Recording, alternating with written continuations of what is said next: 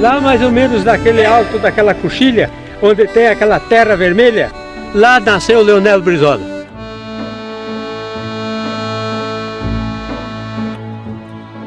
Na manhã de 22 de janeiro de 1922, nasce o filho mais novo dos Moura Brizola. Numa pequena casa de madeira na localidade de Cruzinha, zona rural de Carazinho, no Rio Grande do Sul, o menino vive suas primeiras aventuras. E um dos episódios que aconteceu é que a gente chamava ele o gurizinho, o menininho, porque ele não tinha nome. Acontecia que meu pai e minha mãe discutiam quando era para botar o nome dos filhos. Minha mãe queria botar Itagiba, o nome de indígena, e meu pai queria dos parentes, dos amigos. Então ficou por isso. Depois veio a Revolução de 23, meu pai foi para a Revolução e ele ficou sem nome. A Revolução de 23 separa não apenas o maragato José Oliveira Santos Brizola da sua esposa, a jovem Oniva de Albuquerque Moura, e dos 5 filhos. A guerra cinde a população gaúcha em 2 lados. Chimangos e maragatos deixam um rastro de sangue através do Pampa em 11 meses de conflito armado. Parte desse sangue é derramado por José Brizola. Depois de já assinada a paz, o armistício, o pai sai e naquelas disputas, nas sequelas das disputas pessoais e políticas, naquela época se entreverava como hoje, os interesses pessoais com os interesses políticos. O pai é assassinado e volta no lombo do cavalo para a casinha deles no meio do campo. E o Brizola, menininho, tinha 2 anos, vê chegar o corpo do pai atravessado no cavalo. E isso também explica a rebelião do Brizola. Depois passou todo esse episódio do assassinato do meu pai. Ele já tinha 4 anos, escutando essa história, da gente contar o que aconteceu. E que a gente falava muito em Leonel Rocha, que foi um dos comandantes da Revolução de 23 lá na Serra. E então ele brincava com umas espadinhas, e fazia umas espadinhas, dava para ele brincar, e ele brincava, rebolava aquela espadinha e dizia que ele era o Leonel Rocha. Olha aí, minha mãe, a senhora queria o nome, tal nome, meu pai não queria, pois agora ele escolheu o nome. Quando eu batizei ele, foi então o nome de Leonel Brizola. Minha mãe muito contribuiu para a educação, porque muita criança minha mãe alfabetizou. Ela era uma camponesa admirável. Ela, a mim, por exemplo, me incutiu muito a ideia de estudar. Eu gostaria que esse filho estudasse, porque ela também vivia o drama de perder aquela posse, né? E tratava com advogados e queria que eu estudasse, né, para ser advogado, né? Eu era o mais moço, os outros não puderam estudar, atingiram até, né, os primeiros anos do curso primário e depois foram trabalhar.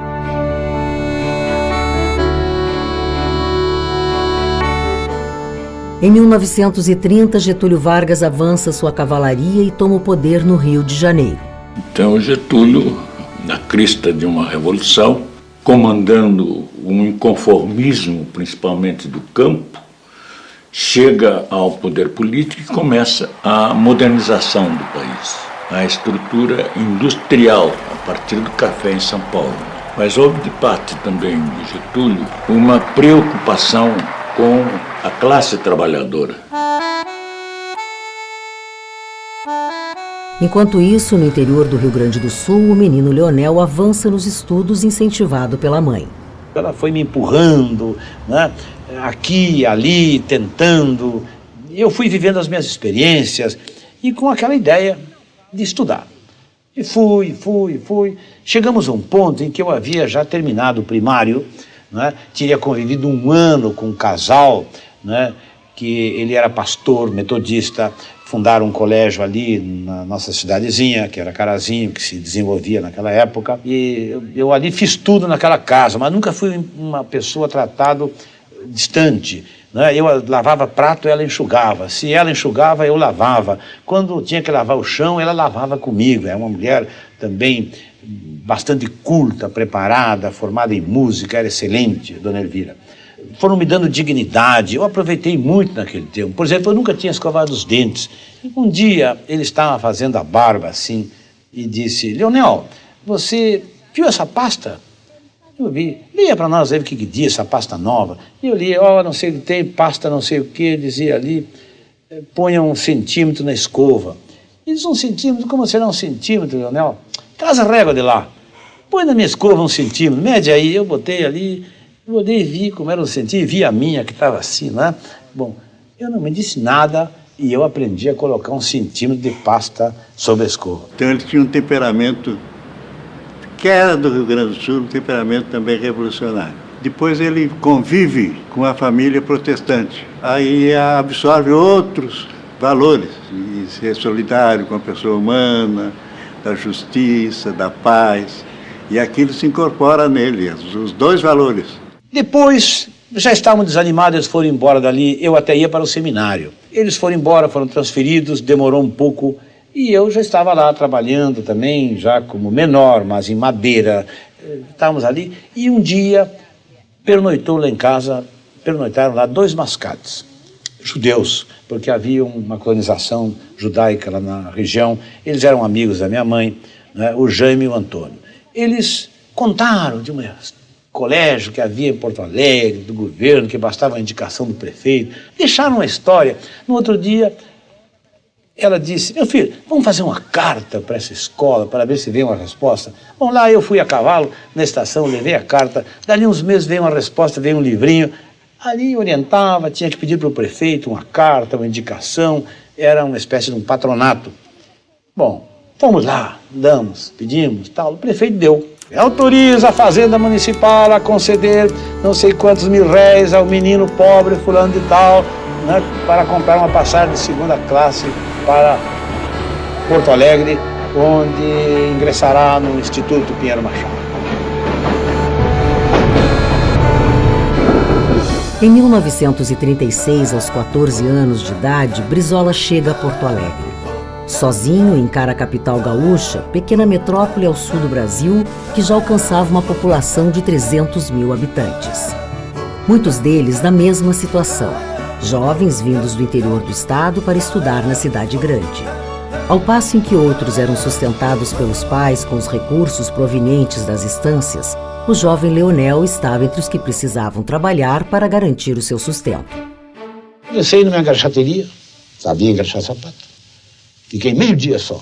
Depois passei para um emprego numa galeria que tem em Porto Alegre, chamada Galeria Chaves. Havia uma balança que tinha que ter um trocador. Entrei ali, fiquei uma semana, depois passei para o elevador.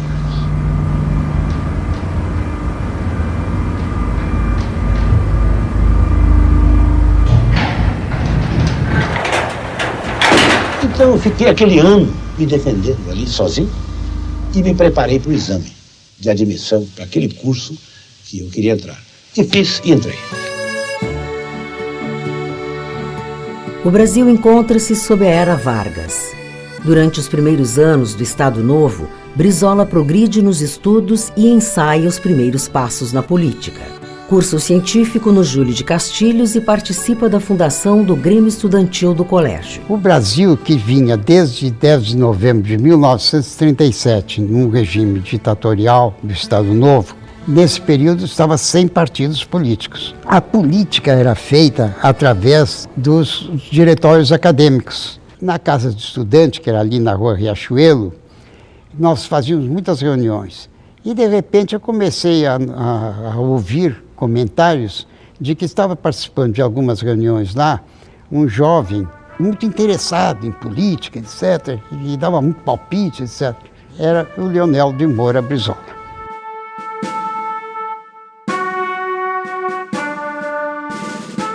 E a cobra fumou. A nação luta na Segunda Guerra Mundial a favor dos aliados. Com os pracinhas na Europa enfrentando os nazistas pela liberação da Itália do fascismo, a pressão pela redemocratização dentro do próprio Brasil é forte, mas com uma característica peculiar. O povo vai às ruas pedir que Vargas permaneça na presidência até promulgar a nova Constituição. É o movimento queremista. Brizola disse que se tornou um petebista quando ele, ainda líder estudantil, presenciou uma manifestação popular do movimento queremista. Queremos Getúlio. ali perto da Faculdade de Engenharia, viu um grupo de líderes sindicais passando com o VEC, com outros, e ele seguiu. O Partido Trabalhista Brasileiro começou a ser fundado. O Brizola viajava até para o interior com José Vec e outros para fundar o partido. Um sábado, pouco mais de meio-dia, eu estou na Praça da Alfândega e lendo a Folha da Tarde, e tinha ali um convite para estudantes que fossem getulistas para a ala moça do velho PTB. Estava ali o endereço, Praça Senador Florencio, número 47. Eu digo, mas é aqui mesmo, eu estava na praça. Aí cheguei, entrei lá. Estava já começando uma reunião, eram uns 30, 40 jovens. Naquele instante eu conheci o Leonel Brizola. O Brizola morava no Hotel Bragança, na Marechal Floriano, que a rigor era uma pensão da dona Joaninha. Hotel porque tinha um telefone na portaria. Mas os quartos eram só cama, um armáriozinho, o banheiro era lá no fim do corredor de cada andar. Logo ele me convidou, fui morar, moramos juntos ali, ele já na engenharia. O Brizola foi o escolhido para presidente da Ala Moça. E o Brizola ficou na presidência da Ala Moça até ser candidato a deputado estadual. Nós elegemos 23 deputados, ele foi o 11º em votação, com quase 4.000 votos. O Brizola se impostou como deputado. Então resolveu fazer uma eleição na Ala Moça para que fosse eleito um novo presidente. E lá nos fundos, na reunião, havia um grupo de 4 ou 5 moças, muito vistosas, muito bonitas. O Brizola me perguntou, Pádua, quem são aquelas moças? Conhece? Olha, eu conheço as moças, mas nunca falei com elas, não sei nem o nome delas. Aí disse assim, quem sabe se nós fazemos um fichário novo aí, trazer aqui, a gente descobre. Então eu promovi que todo mundo assinasse uma ficha e fizesse entrega na mesa dessa ficha, etc. Quando chegou a vez dessas moças, começaram a conversar, aí ele ficou sabendo que essa moça chamava-se Neuza Goulart, irmã de João Goulart, que era deputado estadual também. O Brizola se dava com o irmão, mas não sabia que a Neuza era aquela moça que estava ali. Na realidade, se conheceram, foi nessa reunião, e dali se tornaram namorados e casaram, etc. E ela foi de uma importância fundamental para toda a vida do Brizola. Uma pessoa que realmente eu admiro pela forma como que suportou tantas coisas é a minha mulher. A Neuza realmente, naquela sua aparente fraqueza, sempre foi uma pessoa muito forte. Getúlio Vargas é o padrinho de casamento de Leonel e Neuza. O ano é 1950. Destituído da presidência da República em 45, Getúlio Vargas encontra-se em plena campanha para retornar ao poder pelo voto. Vargas é eleito presidente. Brizola é reeleito deputado estadual pelo PTB. Aí veio a primeira eleição em que ele foi candidato a prefeito, foi em 51. Nós temos 40 mil e poucos votos e o Meneghetti 41 mil, perdemos por 800 votos. Já em 52, o governador Ernesto Dornelles convida o jovem deputado para a Secretaria de Obras. Aí é que apareceu o Brizola administrador. Ele fez um plano de obras, que se tenha conhecimento, foi o primeiro plano de obras organizado no estado do Rio Grande do Sul, onde já se destacava o setor educação.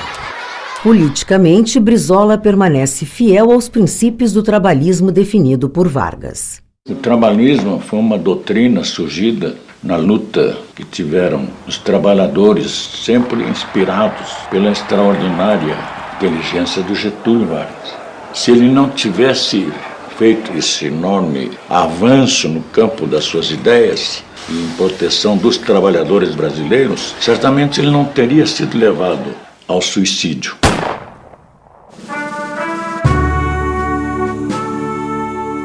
O tiro dado por Getúlio Vargas no próprio peito naquela manhã de 24 de agosto de 1954, no Palácio do Catete, dá um fim não apenas à vida do presidente, mas a toda uma era da vida brasileira.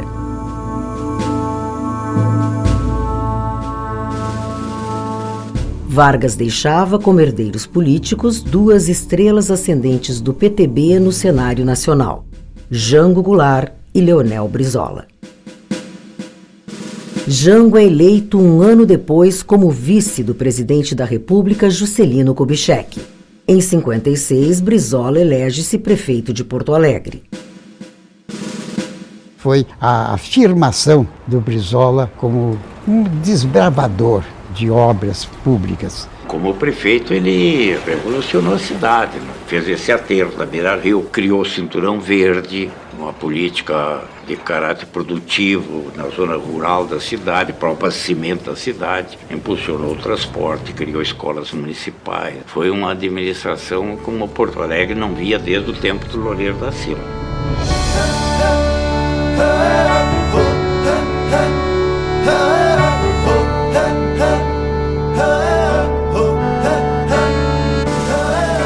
Um grupo de jornalistas cercou o Brizola, ele era prefeito de Porto Alegre, questionando se ele disputaria a convenção do PTB para indicar o sucessor do governador Hildo Meneghetti. Brizola alongou um pouco a conversa e disse: olha, meus filhos, quem sou eu para almejar o governo do Estado? Um garoto que foi engraxate na rodoviária de Carazinho, foi ascensorista na Galeria Chaves. Chegar prefeito de Porto Alegre é o teto. Só que 2 meses depois ele estava disputando a convenção trabalhista com o Loureiro, ganharia a convenção e depois ganharia de Perac Barcelos a eleição para o governo do Estado em 1958. Pela primeira vez, estas solenidades contam com a participação de grande parte da população e de caráter de festa que empolga toda a cidade. Conduzido pelas ruas da cidade, o jovem governador do Rio Grande do Sul, Dr. Leonel Brizola, recebe delirantes manifestações de apreço e carinho. O cortejo do Executivo Gaúcho detém-se por alguns momentos no monumento à Carta Testamento, uma homenagem a Getúlio Vargas. A partir daí, o cortejo assume proporções gigantescas, com a participação de um número cada vez maior de público. É a consagração do candidato do Partido Trabalhista Brasileiro, sufragado pela maioria absoluta dos votos dos rio-grandenses. O cortejo chega à Assembleia Legislativa, onde o governador Leonel Brizola prestará o compromisso constitucional. Cenas inéditas estão aí e retratam... A minha fama de radical, de atrabiliário, começou quando eu encampei, quando eu expropriei uma empresa norte-americana. Brizola nationalise la Compagnie nationale du téléphone, filiale de l'International Telephone and Telegraph du Rio Grande do Sul. Les entreprises Brazilian Traction Light and Power, American and Foreign Power, ITT, qui contrôlent une partie des transports, de la production, du réseau d'énergie électrique et des communications, ne se modernisent pas au rythme de l'industrialisation, retardant le développement autonome. Brizola tentou, depois, quando assumiu o governo, negociar. Ele não estava na ideia da encampação. Como ele não conseguiu o entendimento com a empresa, usou os recursos judiciais. Não foi um ato arbitrário do governo, foi um ato aprovado pela Justiça. Pediu a retomada do serviço mediante o ressarcimento à empresa e de um cruzeiro na época, que ela não tinha mais direito nenhum, já tinha se recuperado de todo o capital investido. Ele dizia: olha, nós precisamos de energia para desenvolver o estado do Rio Grande do Sul. Nós precisamos de comunicação, não é, para desenvolver o estado do Rio Grande do Sul. E tem 2 empresas estrangeiras, uma a ITT da comunicação e outra a Bond & Shale da energia, que não investem, que só querem ganhar seu dinheiro, seu lucro e não investem para o desenvolvimento do Rio Grande do Sul. Procurei todas as formas de entendimento, então apliquei a lei e consegui, né, aquele ato. O judiciário nos emitiu na posse da empresa. Isso foi antes do Fidel Castro, entendeu, praticar qualquer ato contra o capital estrangeiro. Ele, nesse sentido, ele foi um protagonista e foi uma vanguarda no que se refere à transformação dos serviços públicos do país para o bem da sua população e, sobretudo, da perspectiva da soberania do país. Ele mostrou um caminho. Foi o primeiro grande governo popular de um estado no Brasil. Nacionalizou a telefônica, nacionalizou a energia elétrica, criou a siderúrgica rio-grandense e fez um enorme programa de universalização das escolas no meio rural. Um plano educacional está fazendo o Brasil voltar-se para o Rio Grande do Sul. Ponto importante desse plano foi a mobilização de 153 prefeitos gaúchos. A tarefa era imensa e a todos coube uma parcela de responsabilidade. foi planejado, nós fizemos um ano estudando, verificando as necessidades de todo o interior do estado. Precisava 6.000 escolas e 10.000 salas de aula. Várias equipes técnicas foram mobilizadas para elaborar um planejamento detalhado. Todas as crianças em idade escolar que estejam na zona urbana ou rural são recenseadas a fim de que o Estado e o município, em ação conjunta, possam assegurar o direito do ensino primário a toda a juventude gaúcha. A escola pública brasileira nunca se adaptou ao menino que vem da pobreza, o menino que vem de famílias surgidas do campo.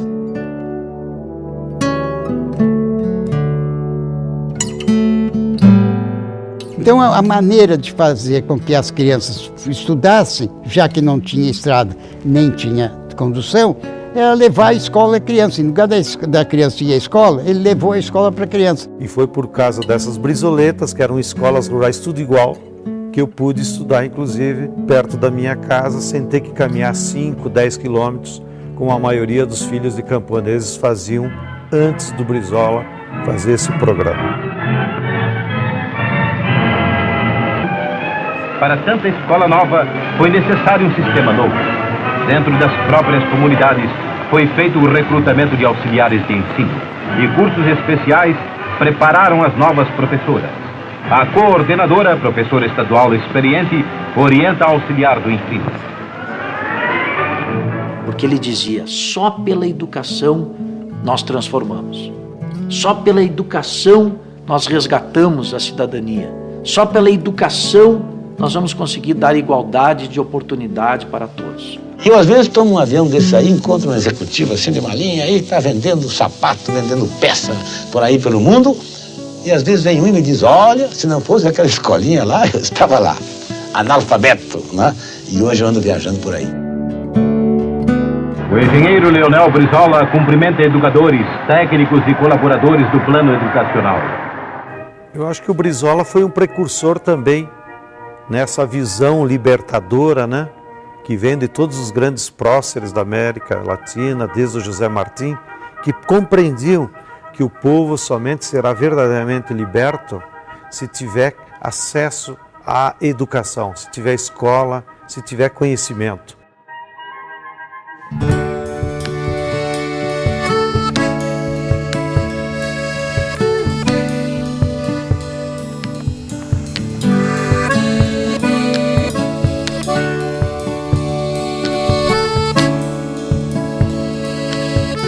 Nós organizamos o Movimento Sem Terra, ele não surgiu espontaneamente, não. Nós, através do nosso partido, Partido Trabalhista, nós promovemos a organização dos agricultores sem terra. Percorrendo o interior, fui procurado por muitas famílias que diziam que não tinham terra, que eram filhos de colonos, filhos de agricultores. Então tratamos de, em torno dessas grebas, organizar pequenos núcleos de agricultores sem terras. E nos surgiu a ideia de fazer um acampamento. E fomos nós. Para dizer bem a verdade, nasceu aqui a ideia do acampamento.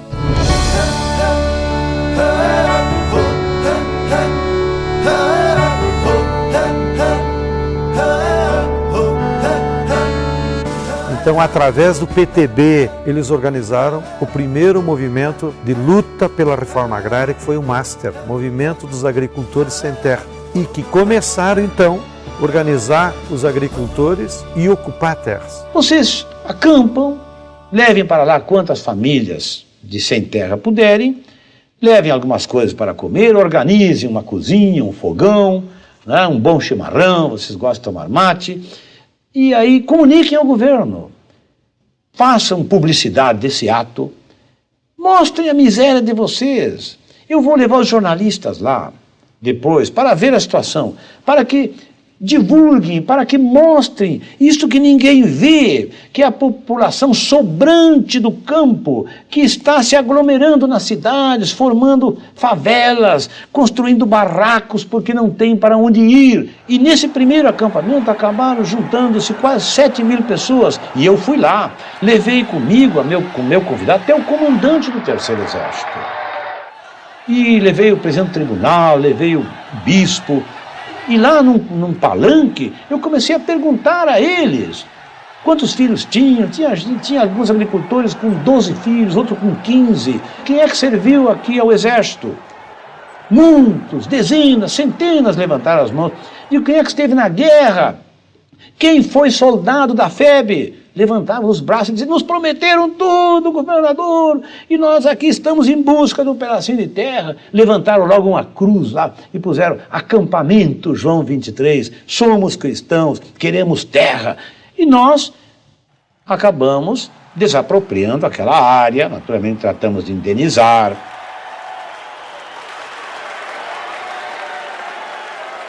E o governo do estado criou então a primeira lei da reforma agrária, criou o Instituto Gaúcho da Reforma Agrária e, assim que o Master ocupou o maior latifúndio que havia no Rio Grande do Sul, que era da família Maílios, uma família uruguaia, imediatamente o Brizola desapropriou aquela fazenda, que se chamava Fazenda Sarandi, e assim iniciou a primeira reforma agrária de fato, combinando a luta do povo, a organização social, com um governo popular. Isso aqui era um deserto, era um brejo de corticeira e vegetação.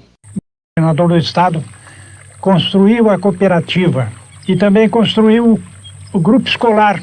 Foi um início de reforma agrária aqui no Banhado Colégio que deu certo. Bom, uma reação enorme se estabeleceu, dizendo que se tratava de agitação, logo um movimento de incompreensão. A questão de transformações no campo, tanto no sentido de desenvolver a produção, quanto no sentido de democracia, são questões do desenvolvimento.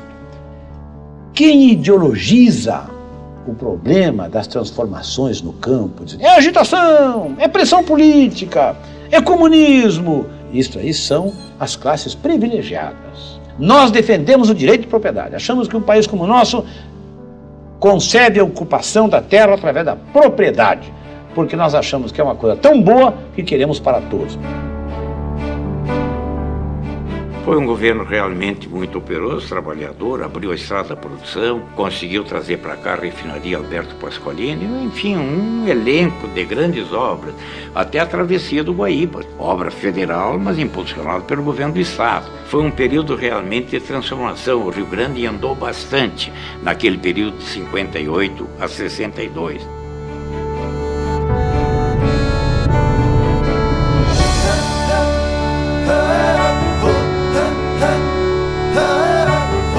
Os anos 60 começam. Uma década para mudar o mundo.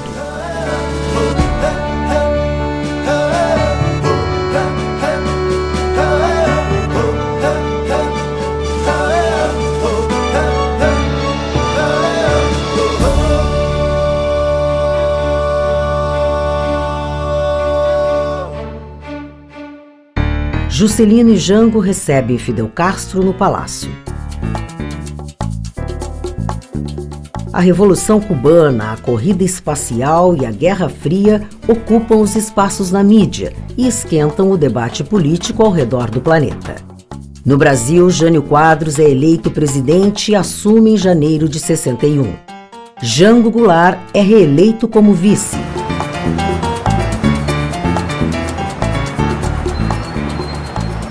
Em Punta del Este, no Uruguai, uma conferência internacional concentra delegações de todas as Américas e as atenções do mundo inteiro. Essa era uma conferência interamericana para estabelecer a Aliança para o Progresso, que é um programa de ajuda dos Estados Unidos para a América Latina.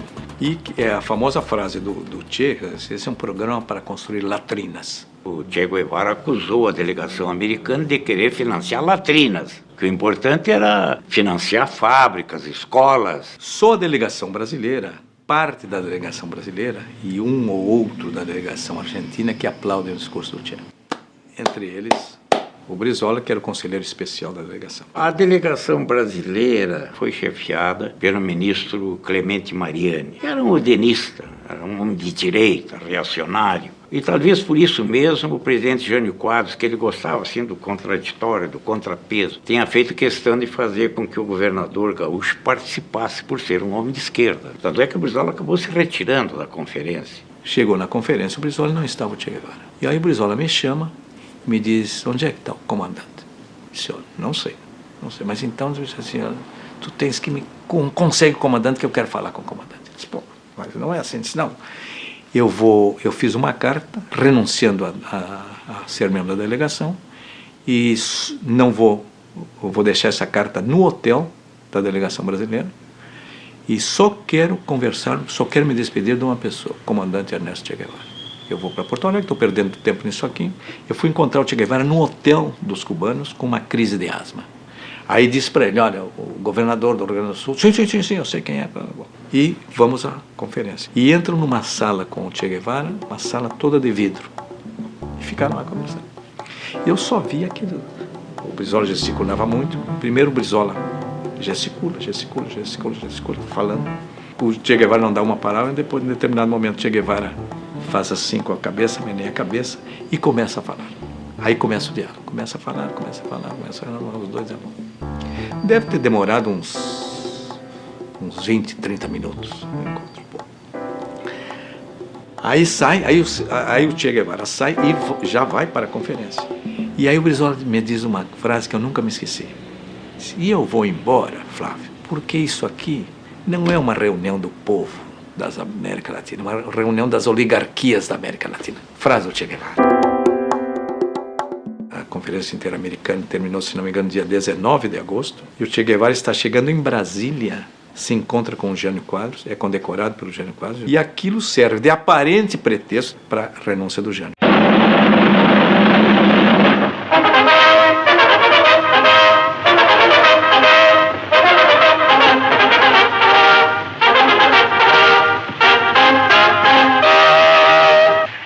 Atenção!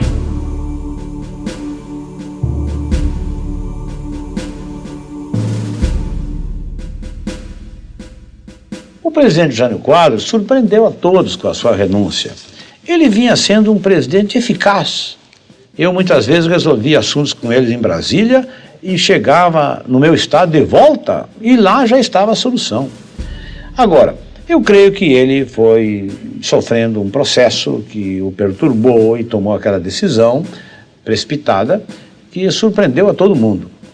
A nossa surpresa no Rio Grande do Sul transformou-se numa reação contra aquele acontecimento, de início a favor do próprio presidente Jânio Quadros. Nós, gaúchos, estávamos dispostos a acolher o presidente Jânio Quadros no Rio Grande. Se a sua renúncia tivesse sido motivada por pressões de quem quer que fosse. Admitíamos que ele estava sendo vítima de pressões indevidas de um golpe de Estado. Então procurei me comunicar com ele. O telefone era muito precário naquela época e ele já estava em São Paulo, na base de Cumbica. Não consegui falar com ele, mas falei com o jornalista Castelo Branco, que era seu secretário de imprensa. E o Castelinho pediu um momento, falou com ele e mandou me dizer, e me disse que ele mandava agradecer muito a nossa solidariedade e o convite que fazíamos para ele ir para o Rio Grande do Sul, porque nós queríamos organizar a resistência contra esse golpe lá, com a presença dele, que ele já havia renunciado, que não havia mais nada a fazer. Diante disto, a Constituição indicava que, uma vez o presidente, faltando o presidente, o vice devia assumir. O vice-presidente João Goulart se encontrava em viagem oficial na República Popular da China. E aí surgiu aquela questão dos ministros militares, comandados pelo general Odílio Denis. O vice-presidente não pode assumir. João Goulart, vice-presidente, presidente do nosso partido, meu cunhado, meu amigo. Até por uma questão de honra nós devíamos reagir. E passamos então a defender a sua posse.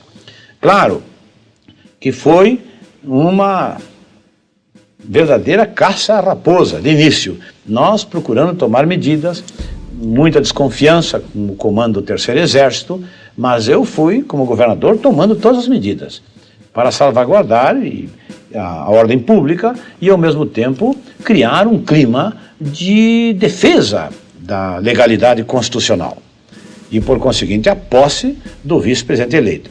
Tratamos de colocar no ar alguns manifestos e fomos verificar que o governo central, o governo federal, mandava tirar os cristais daquelas emissoras.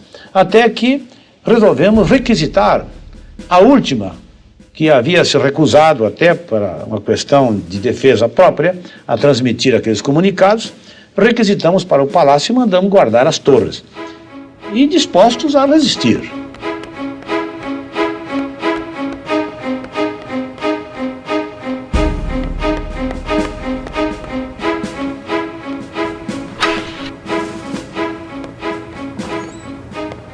Foi para os porões do palácio e convocou a imprensa toda e lá permaneceu. Inclusive distribuiu armas à imprensa que lá estava e estava em pé de guerra. Não desejamos o caos, não desejamos a luta. Nós queremos que reine a paz e a tranquilidade para a população brasileira prosperar, trabalhar e progredir.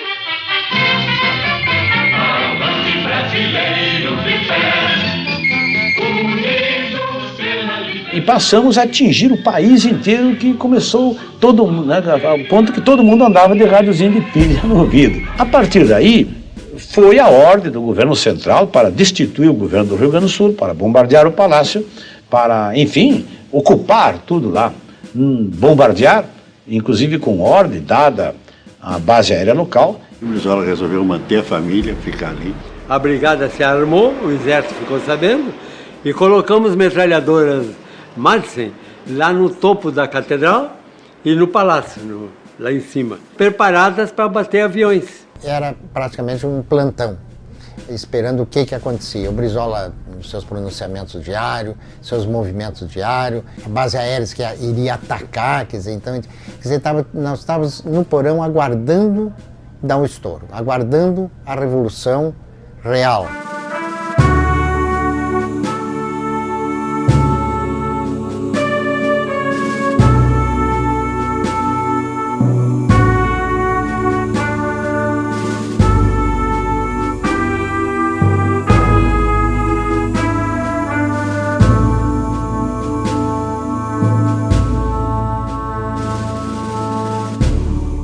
E aquilo gerou um estado, né, de perplexidade, de tensão, através de um comunicado que fizemos pelo rádio. Quando ele diz, né, decolhem os jatos, joguem as bombas, porque eu não vou me retirar, eu vou ficar aqui até o fim, em defesa da democracia, da Constituição, da legalidade.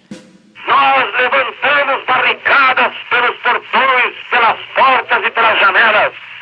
O povo se aglomera numa multidão em frente ao palácio, trazendo uma comovente solidariedade ao governo do Estado. Nós pedimos a todos muita calma. Nós desejamos ficar aqui em vigia, cuidando dos destinos da pátria. Pode ser que não tenhamos força, meus conterrâneos, para resistir e vencer.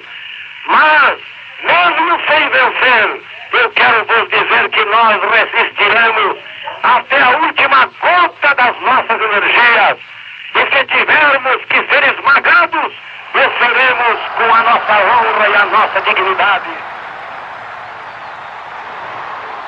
Deu esse discurso quando o Palácio Piratini estava ameaçado de bombardeio. Que só não foi bombardeado porque os sargentos da base aérea de Canoas furaram os pneus dos aviões e impediram que os oficiais saíssem dos aviões.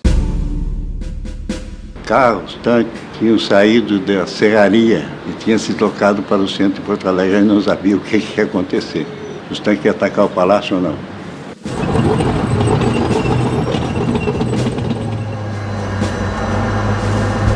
Além dos tanques de guerra, também o comandante do Terceiro Exército, General Machado Lopes, dirige-se ao Palácio Piratini. Ele vem com uma ou outra intenção. Uma chegar a dizer que eles tinham compreendido o momento histórico e estava ao lado da legalidade.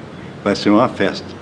Ou então ele vem dizer, olha, governador, o senhor sabe, vamos evitar o derramamento de sangue, o senhor não tem condições de resistir, é melhor o senhor desistir. Aí o governador, se ele vier com essa conversa, eu vou dizer, você vai ficar preso aqui comigo. Felizmente que o Machado Lopes veio para dizer que estava ao lado da legalidade.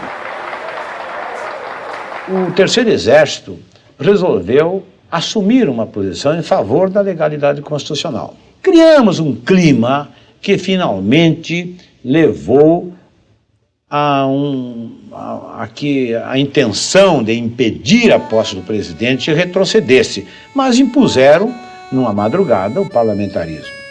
Quando o presidente Goulart chegou, já era um entendimento, né, dele próprio também, e eu assumi a posição de discordar.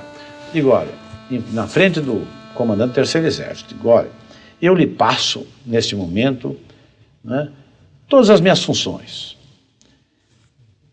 ao presidente Goulart. Digo, eu compreendo, né, a sua posição, mas eu quero deixar clara a minha discordância. Eu acho que esse Congresso violou a Constituição e penso que nós deveríamos exigir a posse do presidente com todos os seus poderes e, se necessário, convocar a eleição de uma constituinte para restaurar a Constituição. Mas eu não crio dificuldades. Digo, eu vou começar por pedir licença e ir dormir, porque eu, no mínimo, 3 ou 4 noites eu não durmo. Eu estou realmente exausto e, embora discordante, eu não quero criar dificuldades. No Rio Grande, apenas cumprimos com o nosso dever. Não fizemos uma revolução. Apenas assumimos uma atitude de inabalável resistência. Civis e militares todos se confraternizaram nessa luta extraordinária pela manutenção da paz e pela legalidade. Foi um episódio marcante da vida brasileira, deixou as suas lições. Eu acho que em toda a história latino-americana, aí ficaram, né, fecundos ensinamentos, né, daqueles momentos. Nós vivemos instantes, né, que até hoje recordamos com emoção. Eu nem sei como é que conseguimos fazer aquilo tudo. Era todo um sonho de defender o país, mas de repente nos vimos o povo brasileiro uníssono ao nosso lado e tudo teve que retroceder. A tentativa de impor um regime autoritário teve que retroceder. Mas aquelas sementes ficaram ali e acabaram frutificando 2 anos e meio depois, em 64.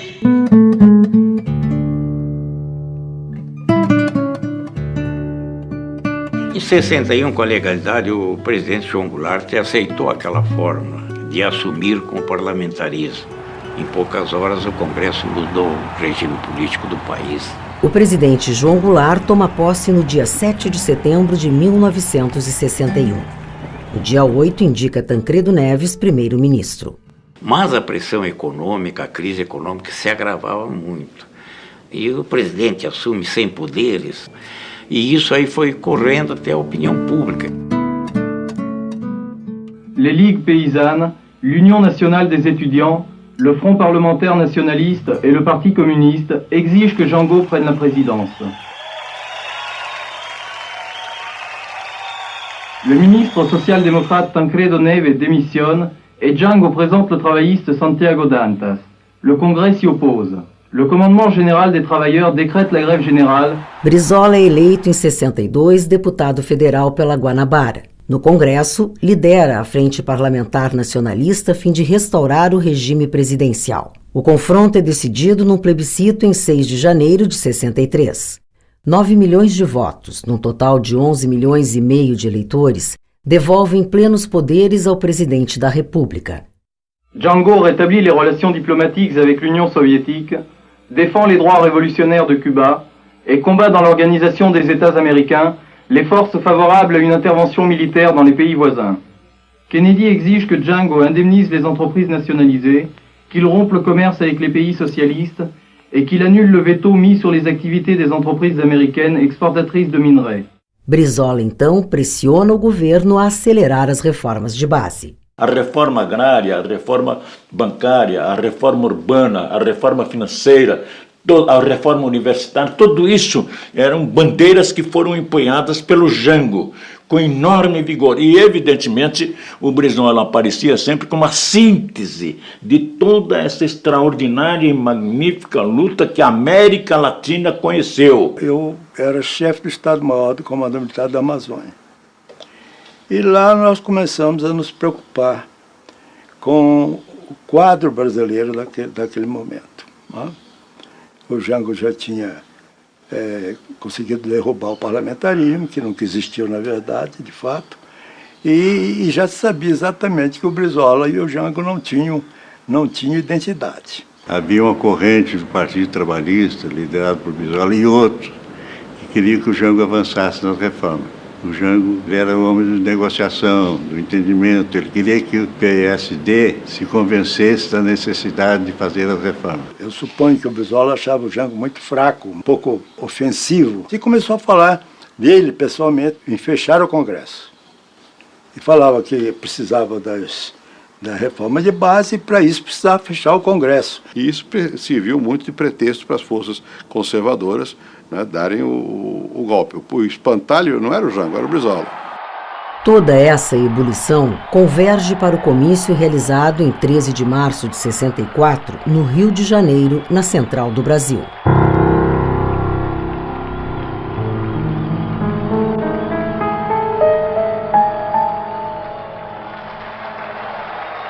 Eu espero que dentro de menos de 60 dias já comecem a ser divididos latifúndios às beiras das estradas.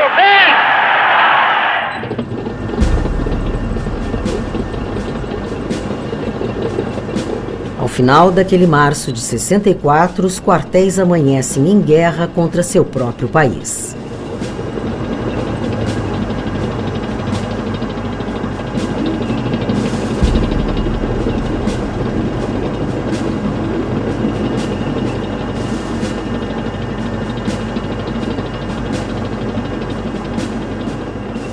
Do ponto de vista constitucional, é um golpe de Estado. Você está derrubando um presidente que foi eleito. Brizola estava apaixonado para começar a rebelião.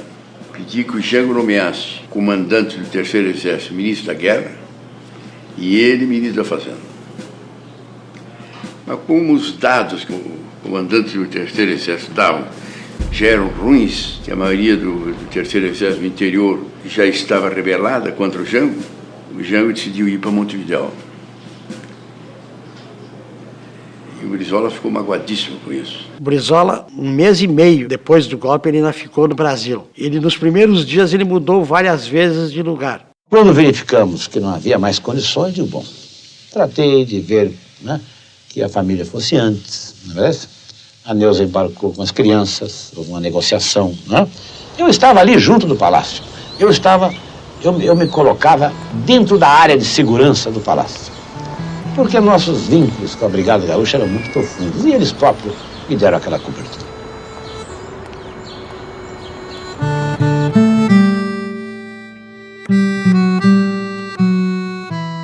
Aí ele aceitou ir para o Uruguai. Conseguimos um uniforme de soldado para ele. Guardamos o Brizola de soldado. Ele entrou no carro do Ajadil de Lemos. Foi dirigido pela mulher do Ajadil, o Ajadil na frente e o Brizola de soldado da brigada atrás. Aí ele passava pelas barreiras com mais facilidade, porque o Brizola começou a desconfiar na primeira, segunda barreira, que eles podiam reconhecer o Ajadil. Aí eles interromperam o carro e pegavam ele. Aí ele disse para o Ajadil, desce Ajadil, fica a tua mulher na frente e eu atrás. Aí ficou mais fácil, ele chegou até Quintão, Cidreira, Quintão. Lá ele chegou o aviãozinho do Jango, com o Maneca Liães, de piloto, aterrissou ali, o Brizola entrou de soldado e o Maneca voou a 30, 50 metros de altura para escapar dos radares e largou ele no Uruguai. Foi para Montevidéu e, por pressão do governo brasileiro, ele foi internado. Exigência que ele fosse internado numa cidade 100 quilômetros longe de Montevidéu e distante também do Brasil. E aí escolheram a Atlântida. um balneário de classe média, prédios, as construções, os apartamentos muito deficientes. E ele foi para lá só, porque a dona Neuza teve que permanecer em Montevidéu, porque as crianças estavam ainda em período escolar. É preciso que uma pessoa se imagine uma apátrida, uma pessoa considerada pelos outros aí pelo mundo como uma apátrida, como alguém que não tem passaporte, não tem carteira de identidade. Então recebe um documento aqui e ali e é tolerado, mesmo nos países mais acolhedores, e que sempre tem a polícia de olho em cima no que está fazendo, como vive, o que faz. Porque mesmo nesses países acolhedores, né, hospitaleiros, o exilado é tolerado, até tratam bem, mas sempre desejam que o exilado trate de resolver seus problemas e vá embora do seu país. O exílio marca as pessoas que são responsáveis, que têm compromisso com o seu povo. O exílio marca muito. É tão forte como a marca da tortura. É uma situação muito difícil. Agora, por outro lado, nos transforma aqueles que conseguem passar, porque muita gente tem crises, adquire lesões, né, trazem marcas. Houve gente que se suicidou, houve gente que tentou suicídio, enfim, situações que, uma vez que se ultrapasse essas situações, nos transforma numa espécie de super pessoas humanas, plantas do deserto. Vou à casa do Brizola e nem subi. O Brizola, quando vê que eu estou chegando, tinha me mandado buscar, e desce e vamos a uma outra casa. E o Brizola me disse: você vai ter uma surpresa, tu vai ter uma surpresa. Aí me apresenta duas pessoas. Um deles eu me dei conta que eram, pela postura, que era um ex-militar. E diz o Brizola: são dois companheiros que vieram de Cuba. O Brizola estava naquela, maravilhado com Cuba. E usa uma expressão que é muito dele. Eles são como bichos, mas isso na frente, como bichos. O treinamento que eles receberam é total, absoluto, são como bichos. Vão para cima de uma árvore e ficam lá 4, 5, 6, 7 dias. Aquela visão telúrica que o Brizola tinha das coisas. A planta do deserto é aquela que é capaz de viver numa seca, né, sem limites, quando também numa inundação. Se alimenta até do orvalho da noite, consegue retirar dali o necessário para sobreviver. Nós já tínhamos, em termos de visão do mundo, aderido à guerrilha. Já estava em preparação, eu sabia, um foco guerrilheiro que ia eclodir no norte do Rio Grande do Sul, e o nosso teria que ser concomitante a esse, para que se pudesse articular com o terceiro foco, que seria o do Mato Grosso.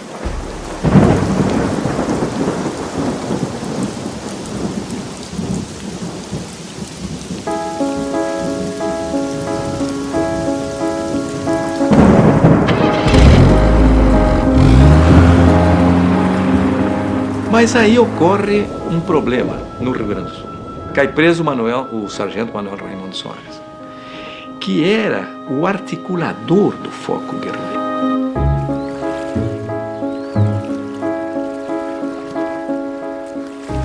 Descobriram um corpo boiando no Rio Guaíba, de mãos amarradas boiando no Guaíba. Manuel Raimundo Soares não deu um dado sobre a operação da guerra, e por isso ele foi morto.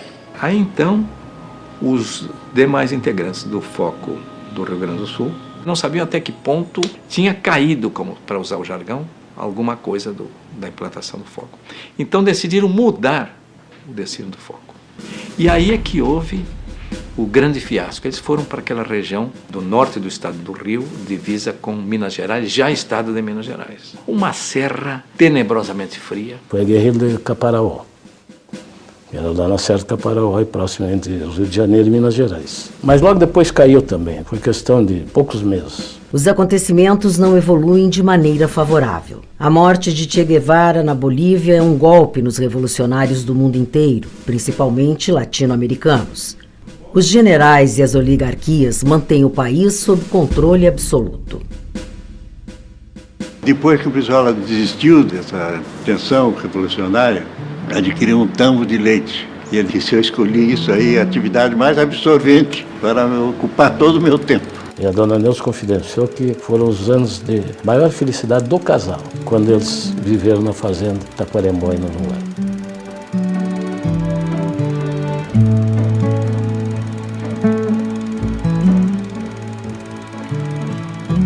Mas mesmo mantido à força, afastado do Brasil e da política, as forças reacionárias não lhe dão sossego. Por influência da ditadura militar brasileira, em setembro de 77, recebe um comunicado do governo uruguaio em que é oficialmente expulso do Uruguai. Nós fomos chamados lá pelo Ministério do Interior e disse, o governo brasileiro está nos informando, se nós não expulsarmos vocês em 48 horas aqui do Uruguai, tropas estão preparadas na fronteira do Brasil, vão invadir o país. Aquilo era uma tentativa para cercá-lo, para prendê-lo, para matá-lo, porque ele tinha que sair pela Argentina, pelo Chile, país que estava entregue à ditadura. E aí um dia ele passou pela embaixada americana. E disse, esse agente dos Estados Unidos está todo dia dizendo que são os campeões da democracia. E entrou na embaixada norte-americana e com um estouro terrível lá dentro, uma preocupação. Que seria isso? Não seria a vanguarda de um grupo que vier aqui atacar a embaixada? O Brizola chegou lá, não falando assim, não é nada disso. Ele mesmo contava assim, estava lá o presidente dos Estados Unidos com aquela história de direitos humanos, não? E eu resolvi, então vou lá. Eu estou ouvindo o presidente Carter todo dia dizer que o país da democracia, da abertura, tudo isso. Eu vim pedir a ele que me conceda um asilo para poder ir para os Estados Unidos e de lá para outro país. Isso foi pela manhã. Eles ficaram o dia todo, mais ou menos às 7 horas da noite, deu comunicação do lado dos Estados Unidos de que o Brizola tinha recebido asilo.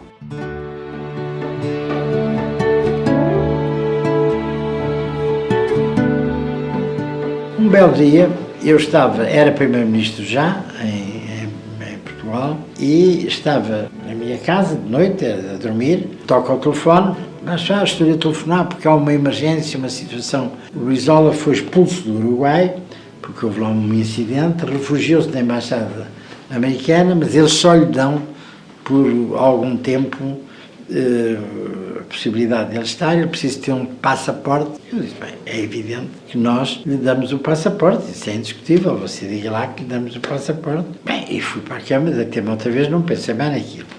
E por volta das 10 horas da manhã seguinte, eu fui acordado pelo Presidente da República, muito zangado, a dizer, mas que é isto? Então você dá o passaporte ao Brizola sem me prevenir? Então, nem pensei em prevenir, como é que eu podia prevenir às 4 horas da manhã? Queria que eu fosse acordar por causa disso. Mas eu acho que isso não tem nenhum problema. Qual é o problema que tem? Mas é que isto, eu sou também o chefe do Estado-Maior das Forças Armadas e do Conselho da Revolução e não sei o quê, eu tinha que saber. Bem, olha, se o senhor acha que não deve dar... São questões do desenvolvimento. Então demita-me, prontos, porque o Brizola tem direito ao passaporte. Nós não podemos recusar um passaporte a um homem como o Brizola, um democrata, um lutador antifascista, tipo com provas dadas ao longo de uma vida inteira. Bem, ele lá se convenceu. Ele foi se integrando e absorvendo pensamento socialista, porque o Brizola era um nacionalista meio chucro. E ele ainda vinha muito com uma visão dos anos 60, que lhe tinha sido mais ou menos influenciada por a Revolução do Fidel de Castro e por todas as coisas. E eu notei, que na Europa é uma coisa estranhíssima, que os camaradas dele tratavam-no por comandante. Ele foi chefe de uma guerrilha. Eu disse, Brizola, você tenha paciência, mas agora aqui na Europa não pode ser comandante, nem pode ser chefe de guerrilha. Você tem que ser um líder político. E eu vou pô-lo em contacto com os líderes políticos. Fui eu que apresentei o Willy Brandt, o Mitterrand, o Filipe González, o Olavo Palma, toda essa gente, que eu gostou muito dele e que o meteu logo na Internacional Socialista. Depois, em janeiro, final de janeiro de 78, quando eu chego, sou expulso do Uruguai, sou libertado, expulso do Uruguai e vou para Lisboa, encontro o Brizola em Lisboa. Ele já estava então com outra visão, estava de novo na imersão política. Nós temos que estruturar um partido, estruturar um partido. E eu gostava de fazer um congresso em Lisboa. O que é que você acha? Eu digo, acho bem, faz no Partido Socialista, pois se você é socialista também, faça o congresso no Partido Socialista.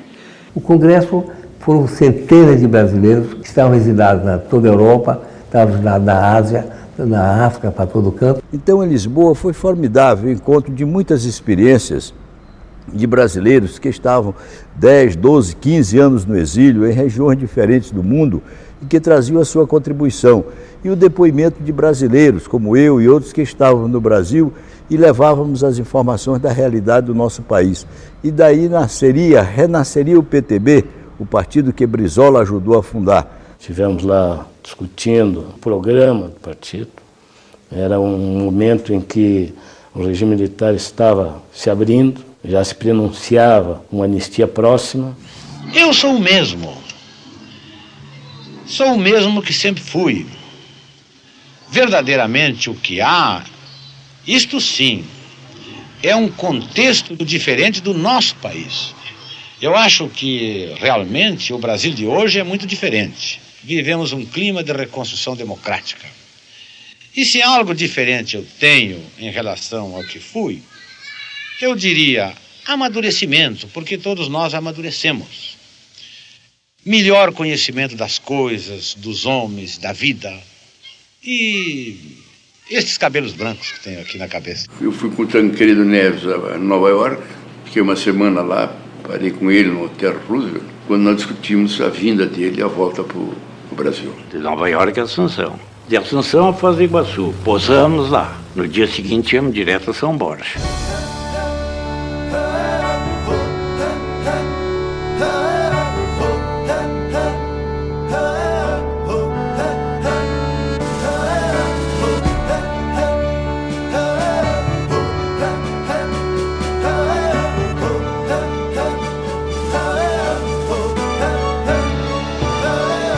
O que me cumpre tão rapidamente possível é assimilar as novas realidades para ser útil à nossa causa e ao nosso povo.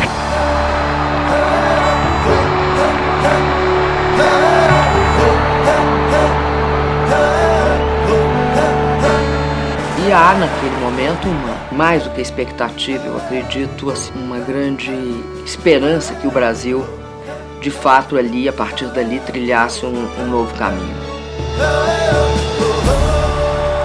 A concepção que o Brizola tinha é que, quando houvesse abertura, essas ideias iam empolgar o Brasil, mas que o governo, a ditadura que ainda estava no poder, faria de tudo para impedir o avanço dessas concepções. E foi o que ocorreu, com o Golbery caçando o PTB, entregando para Ivete Vargas, através de uma articulação com o judiciário, para terminar com aquela sigla.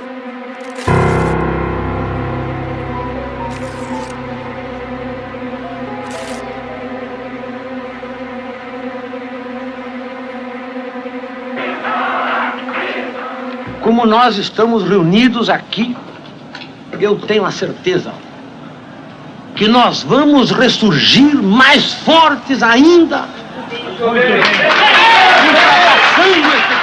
Tivemos que fazer todo o processo de refundação do partido, agora Partido Democrático Trabalhista, PDT. A ideia dele do Partido Nacional. E com o compromisso de mudar a sociedade. E contra tudo que pensavam todos aqui, ele se candidata a governador do Rio de Janeiro, nem quis se candidatar a governador do Rio Grande do Sul. Não vai ser apenas a vitória de um homem.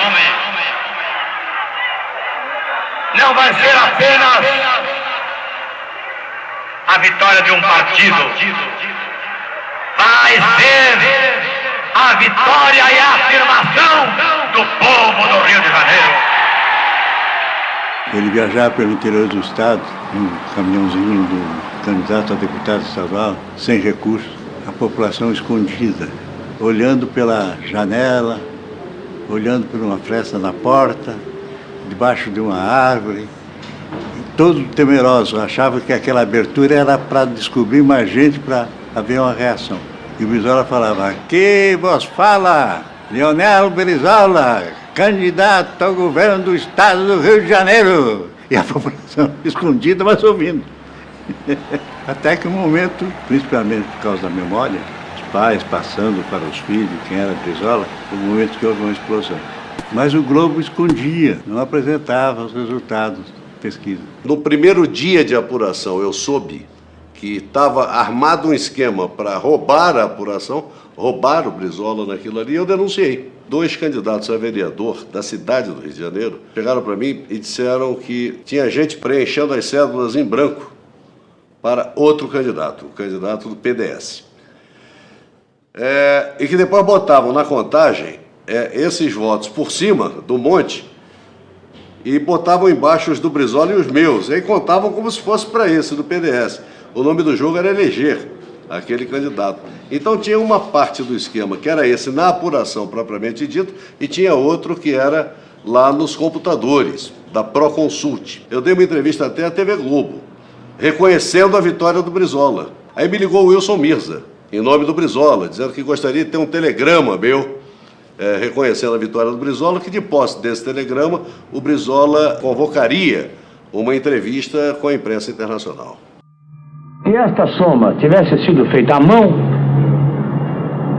estava tudo pronto e acabado. O Globo estava na jogada da Proconsulta. O Brizola confirmou a denúncia, enfrentou a Globo e o tribunal resolveu cancelar o contrato com o Proconsulta. Aí foi uma façanha extraordinária, né? Começando com 3% e conseguimos elegê-lo.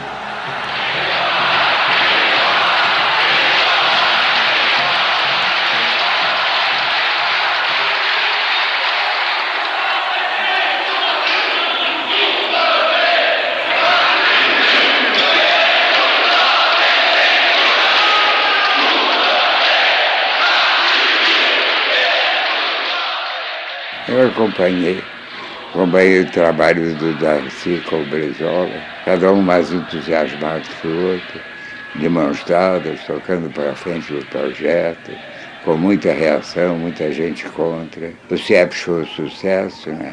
É a escola que nós precisávamos, que mantém o aluno o dia inteiro, ele não tem casa, não tem nada, então não tem lugar na escola. No mundo inteiro, a escola é assim. Menino fica 8 horas na escola. Se é preciso isso para menino francês, aprender a escrever francês, se é preciso no Japão, se é preciso na Conchinchina, se é preciso no Uruguai, por que não no Brasil?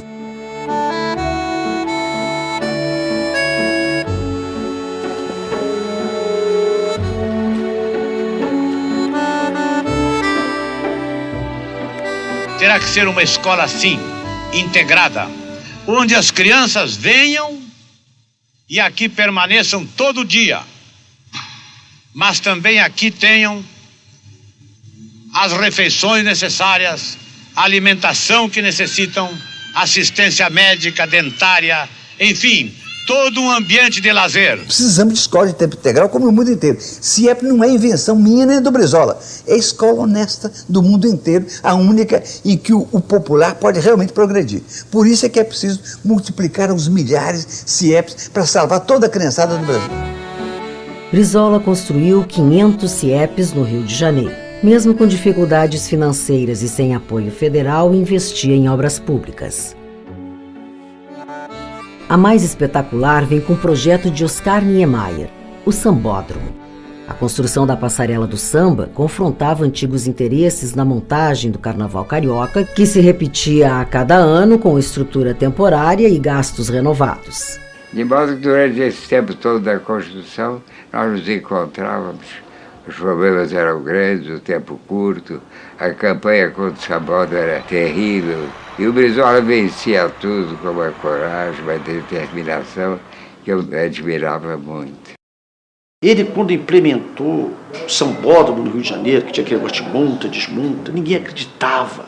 E mais do que fazer a passarela do samba para se divertir, ele teve a ideia, junto com o professor Darcy Ribeiro, de fazer daquilo uma escola durante o resto do ano. O Sambódromo é a maior escola pública do mundo. São 5 CIEPs. 5.000 meninos têm educação lá o dia inteiro. Então, de fato, o sambódromo é um escolão. Só que esse escolão empresta aquele espaço ao carnaval uma semana por ano. Em poucos meses o sambódromo estava pronto e ele contente, assistindo o primeiro desfile.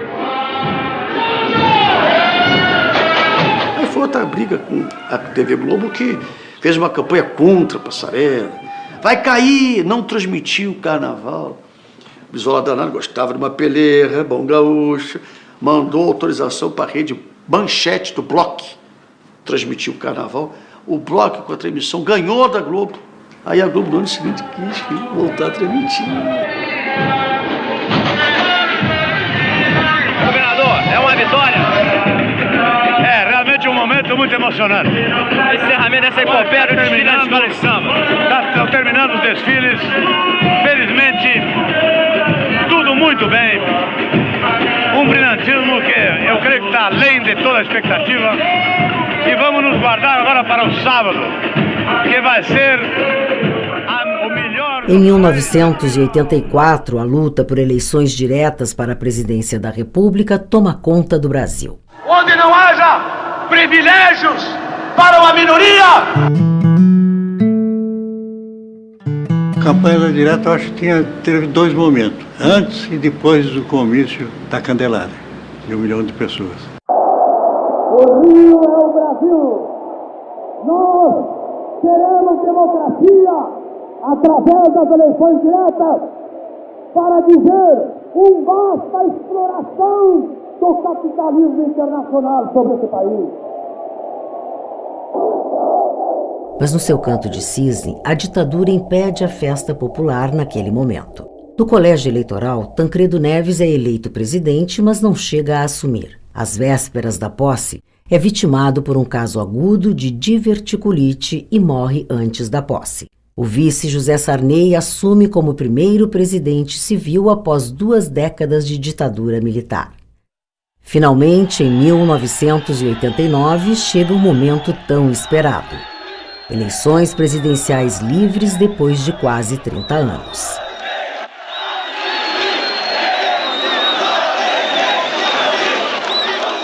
Aquela foi uma eleição em que estavam disputando quase todas as figuras públicas importantes do país. Porque ali estava Brizola, estava Ulisses Guimarães, estava Aureliano Chaves, estava Mário Covas, sabe? Figuras públicas importantes do país que eu tinha aprendido a respeitar, sabe? Que tínhamos feito a campanha das diretas junto.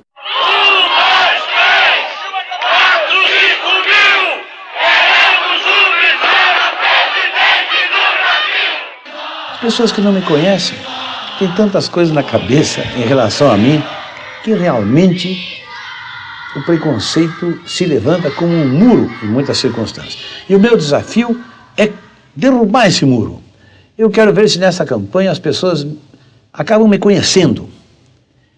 E eu acho que aí vão se desfazer todos os problemas. Onde me conhece eu não tenho problema. E à medida que eu vou tomando contato com as comunidades, os estados, e vou me tornando conhecido, eu vou firmando a minha posição. Essas pesquisas que divulgam não correspondem à realidade. Pesquisa é isso aqui. O senhor Leonel Brizola é que apresenta um passado mais rico de experiência administrativa, política, de estadista também. E, ao contrário do que geralmente acontece, em que os governantes brasileiros, depois de 1, 2 anos, 3 anos de poder, estão desmoralizados, o senhor Brizola terminou tanto o período da Prefeitura de Porto Alegre, como depois o governo do Estado do Rio Grande e o governo do Estado do Rio de Janeiro, com um prestígio igual ou superior ao que ele tinha quando foi eleito, quando iniciou o mandato. Isso é um caso raro em nosso país.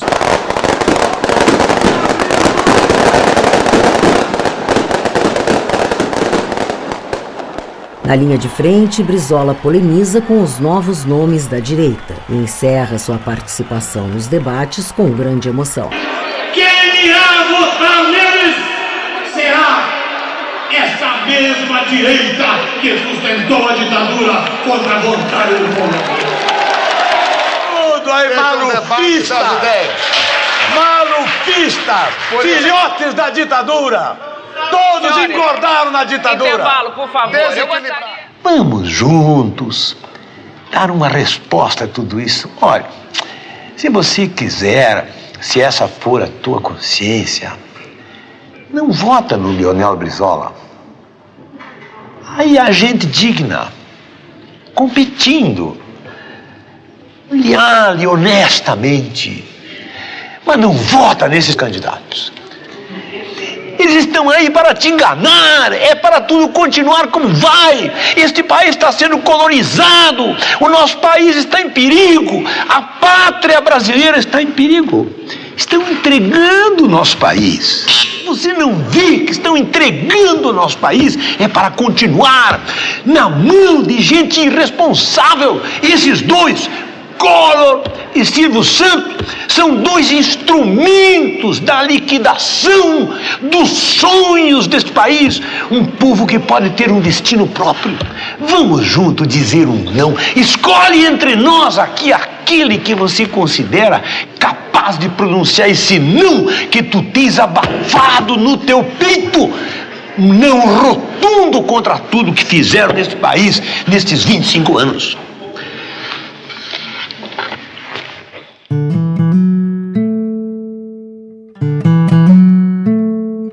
Segundo nossa análise de resultado, o Brizola entraria no segundo turno com 500 mil, 1 milhão de votos acima do Lula. Eu de manhã, quando fizemos uma apuração, eu subi e fui comunicar isso ao Brizola. Ele olhou, muito ruim. Eu precisaria ter uma votação maciça, ter um apoio maciço da população. Isso é um outro aspecto muito importante da biografia do Brizola, essa visão dele, de que sem o apoio popular para os objetivos, as metas, as propostas, os caminhos que ele queria percorrer seriam impossíveis. Brizola não passa ao segundo turno, fazendo 0,5% a menos de votos do que Luiz Inácio da Silva. Aí eu tomo a decisão de ir na Avenida Atlântica, no apartamento do Brizola, conversar com o Brizola. Cheguei lá, tinha uma multidão e estava um clima muito tenso, um clima realmente tenso. Então uma hora o Brandão Monteiro falou assim para mim, ô Lula, fica tranquilo aqui, essa tensão deve acabar logo, sabe? E a multidão lá na praça, lá gritando. Aí fomos discutindo a história. Aí veio o gesto que o Brandão tinha me falado. Ou seja, o Brizola pega na minha mão e vai na janela e levanta a minha mão. Aí a multidão que estava lá entrou em uma ovação extraordinária. Foi um momento emocionante, foi um momento marcante. E aí passamos a andar pelo Brasil, eu, Brizola, Miguel Arraes. No segundo turno, Lula enfrenta Collor e é derrotado. Fernando Collor de Mello assume como presidente do Brasil em março de 1990. O Brizola foi lá em casa e me disse uma coisa que me marcou. Ele disse, olha aqui, político que nunca perdeu não sabe o que é política, porque a derrota ensina. Você não pode pensar que a vida política é feita de vitórias sucessivas. Não é assim. Você está lá em cima e cai. Está aqui embaixo e volta, né? E o exemplo era ele próprio, né? Que teve ups and downs, sobe e desce o tempo todo. Um ano depois, volta a vencer a eleição para governador no Rio de Janeiro com uma votação consagradora. O Brizola tinha uma liderança, eu não sei se alguém já teve uma liderança daquela. Aquela Baixada Fluminense ali era uma alucinação, o povo correndo atrás dele. Eu diria, talvez a figura mais marcante do ponto de vista, sabe, da força interior.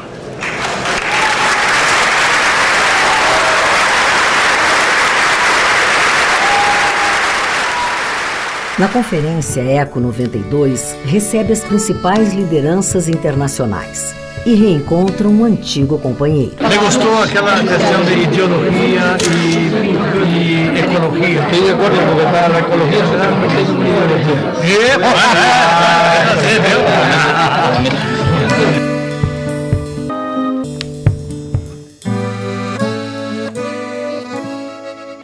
Em 7 de abril de 1993, Leonel Brizola perde a companheira de sua vida. O Brizola, depois da morte da Neuza, ele até mudou um pouco, porque a gente sentia que já não era mais aquela pessoa que tinha aquela segurança no que fazia. A Neuza imprimia uma boa segurança nele. A dona Neuza, ela cumpria um papel muito importante. Ela recebia as pessoas. O Brizola conversava com as pessoas. A dona Neuza recebia num sentido muito pessoal da palavra. E tinha posições muito firmes a respeito do que ela pensava, independentemente das posições do Brizola, o que era também muito interessante. Mas ela tinha uma grande força pessoal. Uma força que eu acho que derivava do fato de que um pedaço da vida dela tinha sido interrompido num determinado momento, né? Que foi o fato de que, de uma certa forma, sobre ela recaiu o ônus familiar do exílio. A Globo tinha feito uma campanha muito dura contra ele, né? Que ele tinha rompido com Roberto Marinho, escrevendo um editorial, levantando crítica descabida ao Brizola, e ele então entrou na justiça, conseguiu o direito de resposta.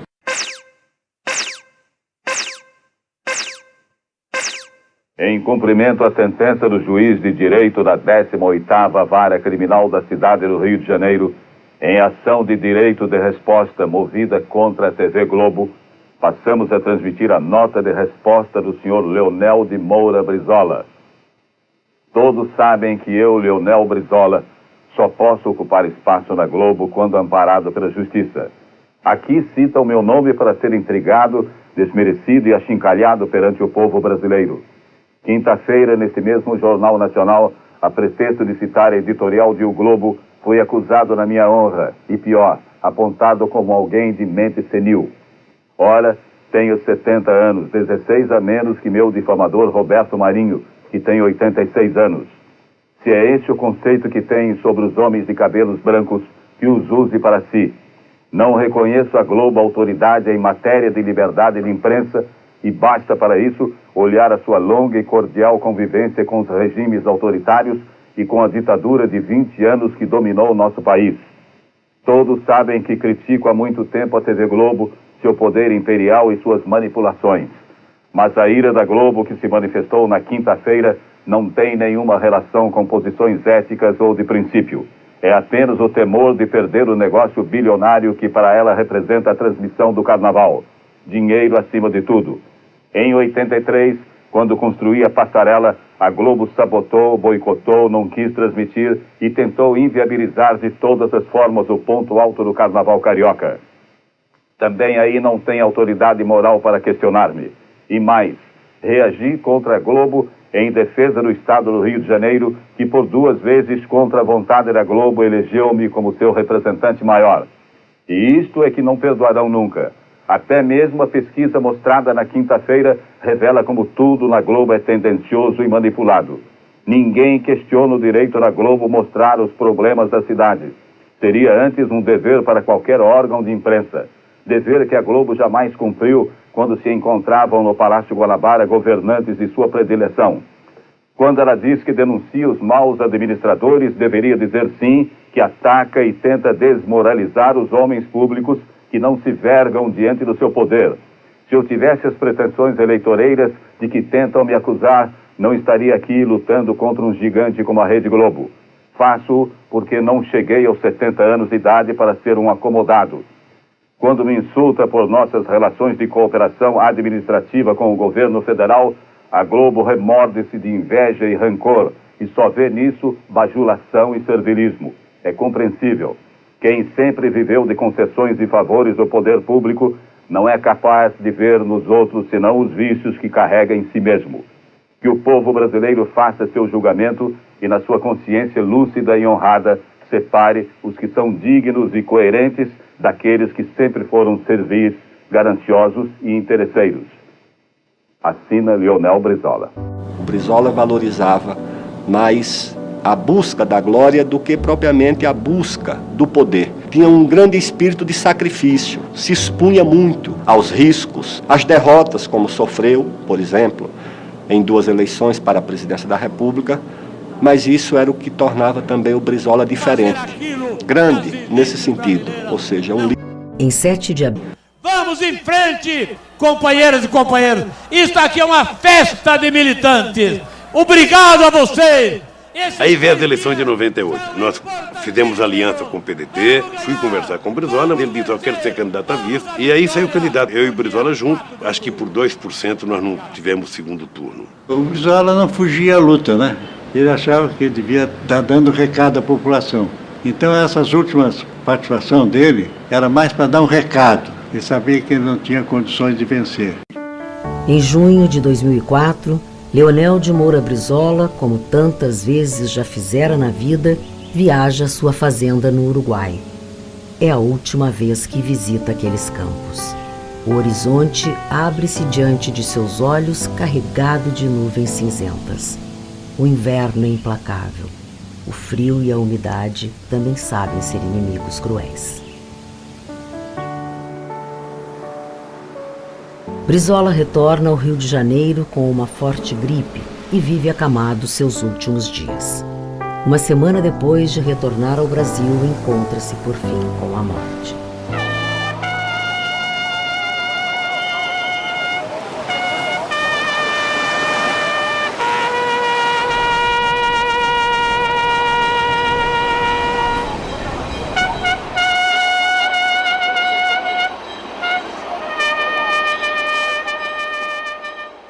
O funeral faz o trajeto inverso ao que ele utilizara para retornar ao país do exílio.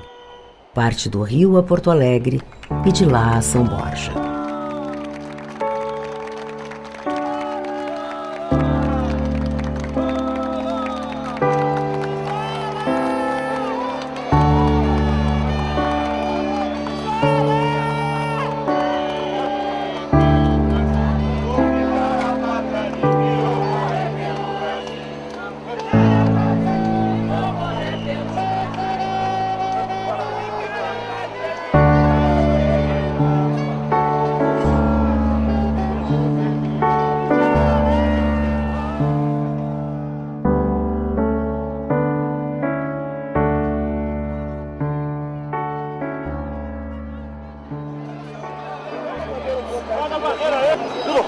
E hoje não sou um bandido, graças a Brizola. Eu cheguei no Rio Grande do Norte aqui, fui morar no Zacalapa, fui moleque de rua. E ele me tirou das ruas do Rio de Janeiro. Brizola me tirou das ruas.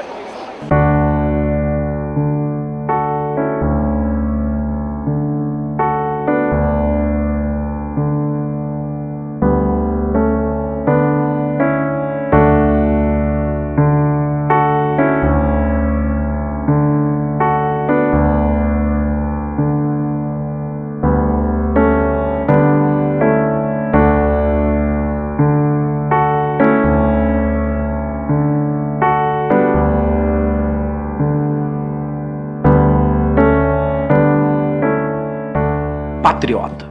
Ele era um patriota. Ele era um homem que amava profundamente o nosso Brasil. É um homem de valentia, de coragem e é um homem de ideias. Era a soberania da nação e o bem-estar do povo brasileiro. Toda ação, toda ação do Brizola, e durante toda a vida, duas coisas o Brizola sempre fez. Foi política e legalidade. E era um pregador monumental. Morre como grande pregador. O Brasil daquela natureza, daqueles mares, daqueles campos, daquelas florestas, esse Brasil está morrendo. Aquele Brasil do orgulho da sua gente está sendo entregue, está sendo pisoteado, está sendo engolido pelas potências estrangeiras que controlam os grandes grupos econômicos internacionais. Isto e as nossas elites estão aí bobalhonas, espertalhonas, desumanas, comprometidas. Estão aí entregando todos os dias em nome de um modernismo que é a própria vergonha nacional. Pois vamos cantar este hino que expressa tudo isto. É aquele que eu até no exílio eu cantava naqueles 15 anos de desterro. É uma letra assim, vejam que maravilha. Brava gente brasileira, longe vá, por servir ou ficar.